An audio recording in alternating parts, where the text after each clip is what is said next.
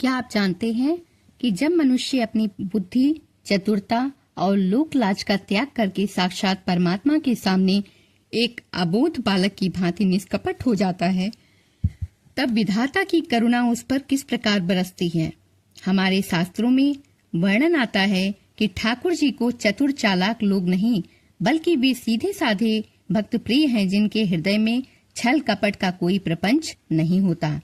आज जो अलौकिक और मर्म स्पर्शी सत्य गाथा आप श्रवण करने जा रहे हैं, वो कोई साधारण कहानी नहीं है। यह पुरुषोत्तम मास महात्म्य का वो परम पावन 27वां अध्याय है, जिसे सुनते ही जीव के अंतःकरण के सारे संशय, अज्ञान और 7 जन्मों के पापों का पर्वत क्षण भर में विलीन हो जाता है। सोचिए, एक ऐसा निर्धन मनुष्य जिसने कभी महलों की सुख सुविधा नहीं देखी, जो केवल अपनी सूखी लकड़ियों को बेचकर प्रभु का नाम लेता था, और उसकी वह बूढ़ी नेत्रहीन माँ जो रोज अपनी कुटिया की चौखट को आंसुओं से धोकर साक्षात कन्हैया के बाल रूप के आगमन की प्रतीक्षा करती थी। जब उनके जीवन में इस पवित्र महीने के नियमों का उदय हुआ, तो उनकी अटूट आस्था को देखकर स्वयं नारायण ने कल्प वृक्ष को उनके द्वार पर झुकने के लिए कैसे विवश कर दिया। आज इस पावन वाणी के एक एक शब्द को बिना बढ़ाए पूरे धैर्य के साथ अंत तक अवश्य सुनिएगा, क्योंकि आज इस अध्याय के भीतर भक्ति का वो अनसुना महारहस्य खुलने जा रहा है, जो आपके पूरे परिवार का कल्याण कर देगा। इस वीडियो को अंत तक पूरा अवश्य सुनिएगा। राधे राधे भक्तों, ओम नमो भगवते वासुदेवाय। आप सभी का सुबी राधा कृष्ण भक्ति चैनल में हार्दिक स्वागत है। समस्त सनातन धर्मी श्रोताओं, आदरणीय वैष्णव भक्तों और ठाकुर जी के श्री चरणों में अटूट प्रीति रखने वाले हमारे इस भक्ति परिवार के सभी सौभाग्यशाली सदस्यों का हृदय की असीम गहराइयों से कोटि कोटि वंदन और अभिनंदन है।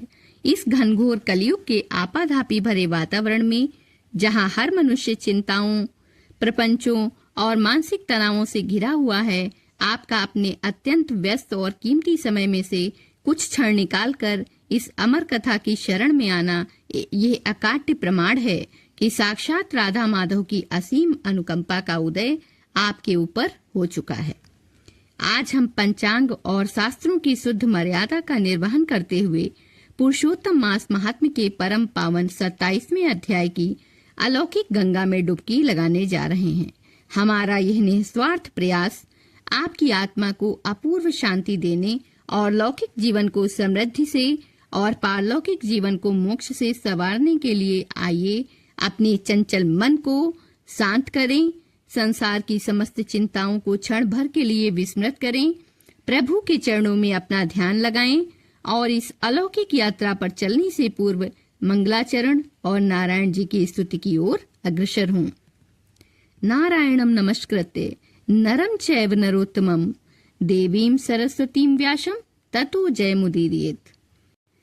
श्रीमद् भागवत और समस्त पुराणों के आदि में गूंजने वाले इस महामंत्र का अर्थ अत्यंत गूढ़ और ब्रह्मांडीय चेतना से ओतप्रोत है।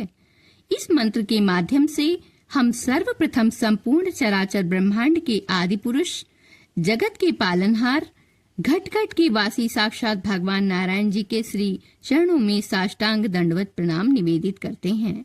तत्पश्चात नारायण जी के ही अंशावतार मानव देह में सर्वश्रेष्ठ मर्यादा के प्रतीक, तपस्या और ज्ञान के साक्षात विग्रह नर नारायण देव को बारंबार नमन करते हैं।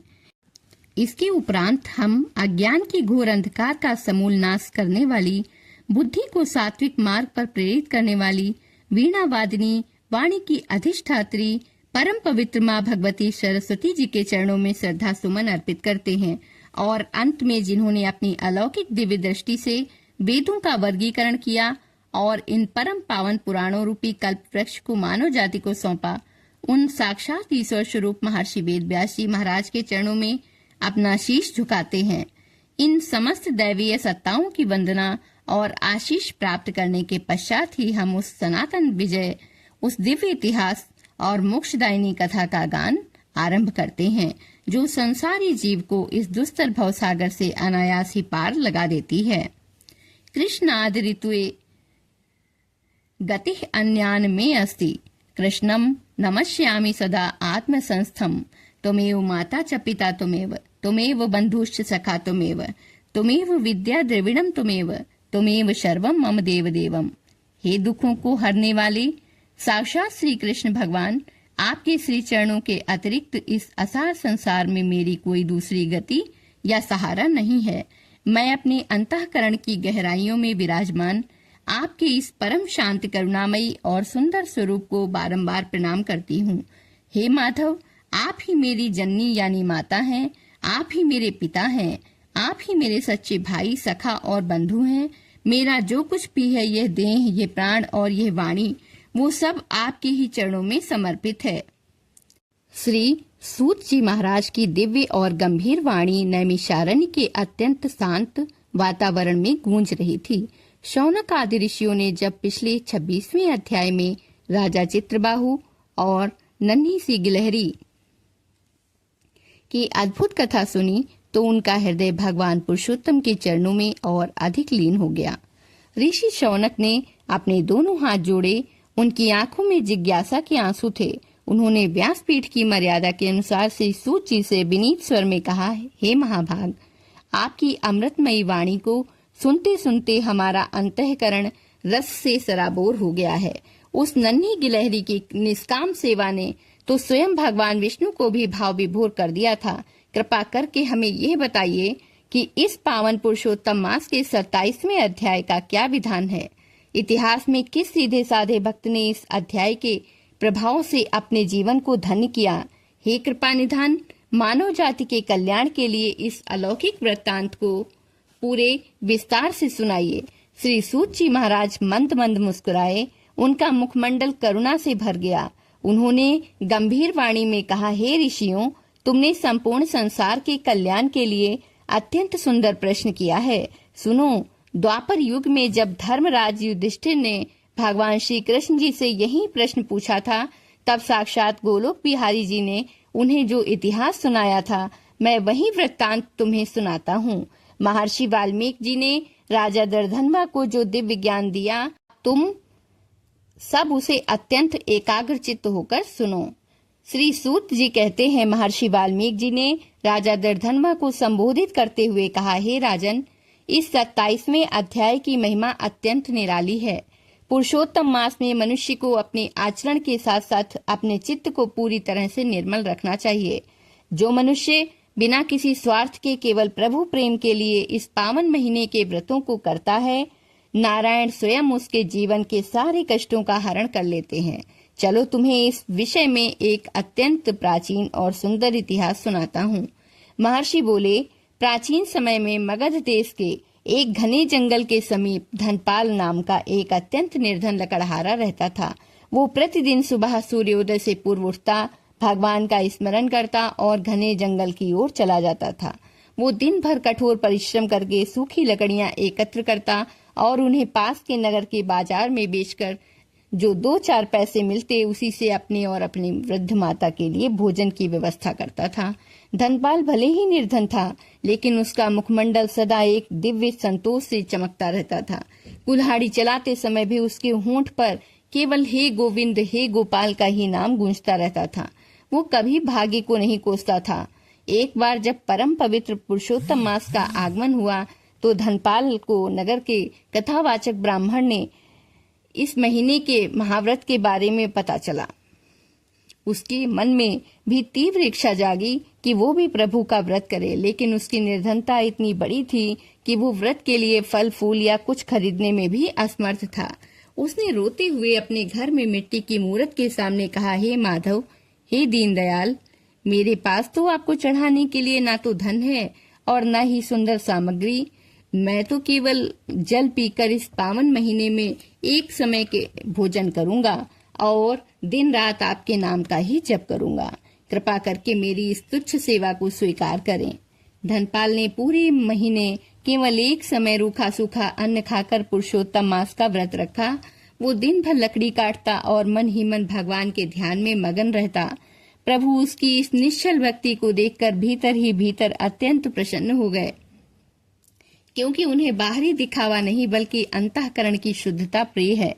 महर्षि वाल्मीकि जी कहते हैं, हे राजन, धनपाल की एक वृद्ध माता थी जो दोनों आंखों से पूरी तरह नेत्रहीन थी। वो कुटिया से बाहर नहीं जा सकती थी, लेकिन उसका अंतःकरण साक्षात भक्ति का स्वरूप था। जब धनपाल जंगल में लकड़ी काटने जाता तो उसकी बूढ़ी माँ कुटिया के द्वार पर बैठ जाती और अपनी अंधी आंखों से उस रास्ते को निहारती थी जहाँ से गोपाल आने वाले थे। वो रोज रोते हुए कहती, हे कन्हैया, लोग कहते हैं कि तुम इस पावन महीने में भक्तों की कुटिया में आते हो। मेरी आंखें तो नहीं हैं प्रभु की मैं आपके सुंदर रूप के दर्शन कर सकूं, लेकिन मेरे कान तरस गए हैं आपके पाजेब की छन छन सुनने के लिए। क्या मुझ बूढ़ी अभागी पर तुम कृपा नहीं करोगे लाला? वो वृद्ध सती स्त्री रोज भोर में उठकर अपने आंसुओं से कुटिया की मिट्टी की चौखट को धोती थी और वहां थोड़े से वन के फूल सजाकर रख देती थी कि यदि मेरा कन्हैया आएगा तो उसके कोमल चरणों में ये कांटे न चुभ जाएं। उसका यह निश्चल वात्सल्य भाव साक्षात गोलोक में भगवान श्री कृष्ण के सिंहासन को हिला रहा था। माता और पुत्र दोनों की भक्ति इस पावन महीने में पराकाष्ठा पर पहुंच चुकी थी। श्री सूत जी महाराज कहते हैं, महर्षि वाल्मीकि ने राजा दर्धनवा से कहा, हे राजन, जब पुरुषोत्तम मास के 24 दिन बीत गए तब भगवान पुरुषोत्तम ने धनपाल और उसकी माँ की भक्ति की अंतिम परीक्षा लेने का निर्णय किया। एक दिन जब दोपहर की कड़कड़ाती धूप थी, धनपाल जंगल में एक सूखे वृक्ष पर चढ़कर लकड़ियां काट रहा था। वो भूख और प्यास से अत्यंत व्याकुल था। उसका गला सूख चुका था, लेकिन उसके मुख से गोविंद का नाम बंद नहीं हो रहा था। तभी साक्षात भगवान पुरुषोत्तम का एक भूखे और प्यासे व्याध शिकारी का रूप धारण करके उस वृक्ष के नीचे आकर बैठ गए। व्याध भयंकर रूप से कांप रहा था और प्यास के मारे उसके प्राण कंठ तक आ चुके थे। व्याध ने ऊपर देखा, अत्यंत क्षीण स्वर में कहा, हे भाई, मैं सुबह से इस भयानक जंगल में भटक रहा हूँ। भूख और प्यास से मेरे प्राण निकल रहे हैं। क्या तुम्हारे पास इस प्यासे को देने के लिए थोड़ा सा जल है? यदि तुमने मेरी रक्षा नहीं की तो मैं यहीं तड़प तड़प कर मर जाऊंगा। धनपाल ने जैसे ही उस व्याध की ये करुण पुकार सुनी, वो बिना एक क्षण गंवाए तुरंत वृक्ष के नीचे उतरा। उसके पास उसकी छोटी सी मटकी में केवल एक अंजलि जल बचा था, जिसे उसने स्वयं के पीने के लिए रखा था। धनपाल ने बिना सोचे वो जल उस व्याध के मुख में डाल दिया। जल पीते ही व्याध के शरीर में चेतना लौट आई। उसने प्रसन्न होकर कहा, हे दयालु लकड़हारे, तुमने आज अपने हिस्से का जल देकर मेरे प्राण बचाए हैं। तुम साक्षात देवता हो। मांगो, तुम इस जंगल में इतनी मेहनत क्यों कर रहे हो? तुम्हें क्या चाहिए? क्या तुम्हें धन चाहिए या राजपाट? धनपाल ने हाथ जोड़कर कहा, हे भाई, मुझे संसार का वैभव नहीं चाहिए। मैं तो साक्षात भगवान पुरुषोत्तम के इस पावन महीने का व्रत कर रहा हूँ और शास्त्रों में कहा गया है कि किसी प्यासे जीव को जल पिलाना ही साक्षात नारायण की सबसे बड़ी सेवा है। बस प्रभु मेरे इस व्रत को स्वीकार कर लें और मेरी वृद्ध नेत्रहीन माँ के कष्टों को दूर कर दें। मुझे और कुछ नहीं चाहिए। धनपाल की इस निश्चल और स्वार्थहीन भावना को देखकर साक्षात भगवान पुरुषोत्तम अपने उस शिकारी के रूप को त्याग कर अपने अत्यंत भव्य और चतुर्भुज दिव्य स्वरूप में प्रकट हो गए। उनके मस्तक पर मयूर पंख और गले में वैजयंती माला दीप्यमान थी। पूरी वन भूमि प्रकाश से आलोकित हो उठी। भगवान पुरुषोत्तम ने मंद मंद मुस्कुराते हुए कहा, हे प्रिय धनपाल, उठो। तुम्हारी इस निश्चल भक्ति और एक प्यासे जीव के प्रति तुम्हारी इस दया ने मुझे बैकुंठ से यहाँ आने पर विवश कर दिया है। तुम जो सूखी लकड़ियां काट रहे हो, देखो, वो साधारण वृक्ष नहीं बल्कि साक्षात कल्प वृक्ष में बदल चुका है। धनपाल ने जैसे ही आंखें खोलकर देखा, वो सूखा वृक्ष हरे भरे पत्तों, दिव्य फलों और सुवर्ण की शाखाओं से लद चुका था। तभी भगवान ने कहा, चलो धनपाल, तुम्हारी माँ मेरा द्वार पर रोकर प्रतीक्षा कर रही है। भगवान स्वयं धनपाल के साथ उसकी टूटी कुटिया में पहुंचे। जैसे ही प्रभु के चरणों की आहट उस नेत्रहीन माँ के कानों में पड़ी, वो चिल्ला उठी, मेरा कन्हैया आ गया, मेरा लाला आ गया। भगवान ने आगे बढ़कर उस बूढ़ी माँ के सिर पर हाथ रखा और उनके स्पर्श मात्र से ही उसकी आंखों की रोशनी तुरंत वापस आ गई। उसने जीवन में सबसे पहले साक्षात नारायण के चतुर्भुज स्वरूप के दर्शन किए। भगवान की अनुकंपा से उस सीधे साधे लकड़हारे का वो अभावों से भरा जीवन सदा के लिए धन्य हो गया। उसे सांसारिक सुखों के साथ साथ अंत समय में साक्षात वैकुंठ का परम पद प्राप्त हुआ। महर्षि वाल्मीकि जी ने राजा दृढ़धनवा से कहा, हे राजन, पुरुषोत्तम मास यही सिखाता है कि निस्वार्थ भाव से किया गया कर्म और जीवों के प्रति दया ही साक्षात ईश्वर की असली पूजा है। जो मनुष्य इस 27वें अध्याय की कथा को सुनता है, उसके जीवन से समस्त क्लेश दूर हो जाते हैं। मेरे आदरणीय और ठाकुर जी के लाडले वैष्णव भक्तों, लकड़हारे धनपाल और उसकी नेत्रहीन माँ की यह अलौकिक गाथा हमारे हृदय के कपाट खोल देती है। ये कथा हमें ये सिखाती है कि भगवान कभी हमारे धन या बड़े बड़े साधनों को नहीं देखते। वे तो केवल हमारे अंतःकरण की शुद्धता, नम्रता और जीवों के प्रति हमारी करुणा को देखते हैं। अगर हम इस पवित्र महीने में अपने नियमों का पालन करते हुए किसी एक तड़पते हुए जीव के चेहरे पर भी मुस्कान ला सकें, तो प्रभु हमारी झोली हमेशा खुशियों से भर देते हैं। यदि आज की यह नवीन शब्द प्रधान और मर्म स्पर्शी कथा आपके हृदय की गहराइयों तक उतरी हो, यदि ठाकुर जी की यह अद्भुत लीला सुनकर आपके मन में भी भक्ति का नया रस जगा हो, तो इस पावन सनातन विचार को आगे बढ़ाने के लिए हमारे इस भक्ति परिवार से इसी क्षण जुड़ जाइए।